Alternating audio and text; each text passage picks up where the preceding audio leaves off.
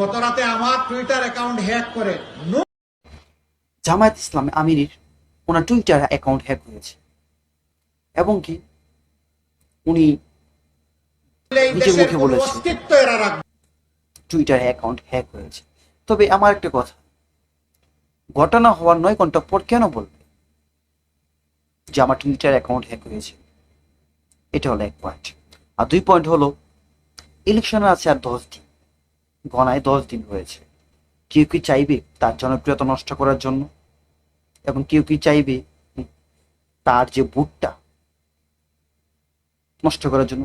যে ভোটের জন্য উনি বিভাগে বিভাগে জেলায় জেলায় গিয়ে ভোট চাই জনগণের কাছে, সেই কেন জনপ্রিয়তা নষ্ট করবে? এটা কিন্তু এক বিষয়। 2 বিষয় তো আমরা বরাবরের মতো অ্যানাউন্স করে যে দেখতে পেরেছি, বুঝতে পেরেছি, জনগণের মতামত নিতে পেরেছি। তবে আমি একটা, আমার যে চিন্তা ভাবনা মনের ভিতরে যে একান্ত, আমি কিন্তু জামায়াতের কোনো দলীয় না, তবে আমি এটা বলতে চাই যে কোনো ব্যক্তি একটা জিনিস কখনো বলবে না যে উনি এই কাজটি করেছে। তবে মত পার্থক্য থাকতেই পারে এখানে।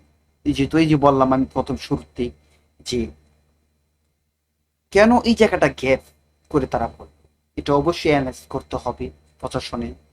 যদি উনি এমনটা বলেও থাকে তাহলে অবশ্যই আইন আছে, অথবা আমরা তীব্র নিন্দা জানাই। কেননা ওনার মুখ থেকে আমরা এরকমটা আশা করিনি। আর কেউ কারো জনপ্রিয়তা নষ্ট করার জন্য এমনটা কাজ করবে না, এটাও আমরা আশাবাদী।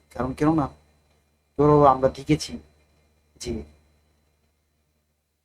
একটা ভোট পাওয়ার জন্য মানুষ কত কিছু করে, সে তার জনপ্রিয়তা ফলোয়ার নষ্ট করার জন্য এই একটি কাজ অবলম্বন করবে, এটা আমাদের মনে হয় না। তবে আমরা তীব্র নিন্দা জানাই যারা এরকমটা করেছে, এবং কি যদি সত্য প্রমাণিত হয় জামাত আমির এমন কাজটি করেছে, এটাও আমরা তীব্র নিন্দা জানাই। কোন জায়গা থেকে এটা করা হয়েছে এটা আমরা চিহ্নিত করে ফেলেছি। এদের